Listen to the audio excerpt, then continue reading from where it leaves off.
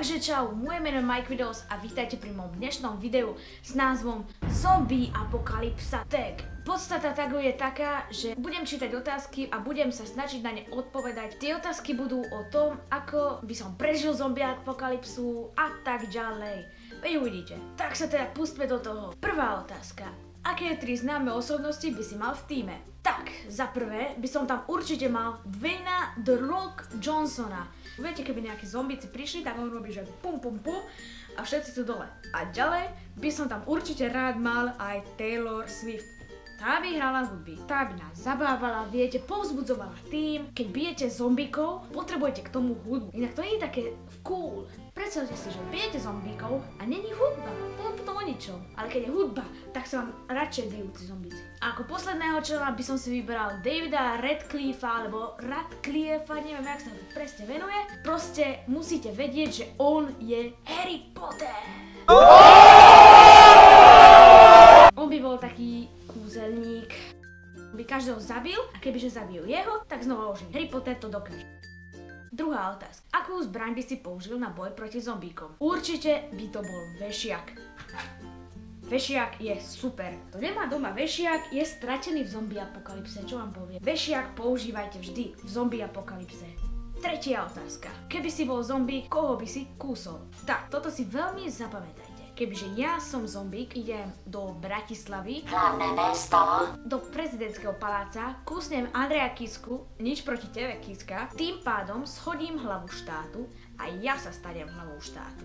A kebyže ja som hlava štátu, viete čo robím? Zavediem rožky zadarmo. Presne tak, zaviedol by som rožky zadarmo. Už ma štve, že za rožky musím platiť. Katastrofa. Štvrtá otázka. Aký by bol tvoj záchranný plán? Môj záchranný plán by bol jasný. A to prvé, čo by som urobil, že by som išiel do najbližšej Coop jednoty, kúpil by som všetky rožky. To, že je zombie apokalypsa, ma ospravedlňuje od platenia. Čiže by tie rožky boli zadarmo. Rožky zadarmo. A tie rožky zadarmo by som si hneď zobral domov, viete, zásoba. A zateral si by som okná, aj dvere a čakal by som. Ale keďže mám rožky, mám zásobu jedla. Piatá otázka. Čo by si spravil, ak by sa tvoji rodičia stali zombíkmi? Fúha, ťažká otázka. Tak určite, kebyže sa stanú zombíkmi, tak by mi chceli zožrať mozog. Skúsim sa ich spýtať, že prečo mi chcú zožrať mozog a ak, tak i miesto môjho mozgu ponúknem rožky. Pretože kto nemá rád rožky? A ešte s maslom. Šiesta otázka. Chceš, aby zombie apokalypsa bola? Tak, keď berieme v úvahu to, že keď je zombie apokalypsa, sú zadarmo rožky, teda dokým sa neminú, tak áno. Ale rožky sa časom minú. Zásoba môže mať hociakú, ale ja tie rožky musím zjesť dosť rýchlo, lebo oni potom stvrdnú. Takže by som musel zjesť všetky rožky za deň, potom by pokračovala apokalypsa, ja som nemal čo jesť, pretože iné jedlo nemám rád.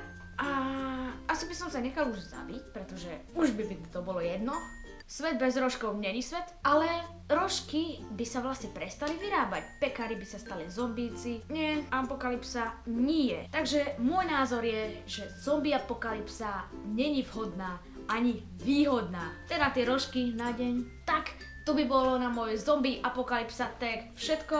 Ak sa vám videjko páčilo, dajte like a napíšte mi do komentárov, ako by ste vy vnímali túto celú zombie apokalypsa situáciu. A teším sa na vás pri ďalšom videjku. Takže a ešte zdieľajte moje videá. To by bolo všetko. Takže čau čau.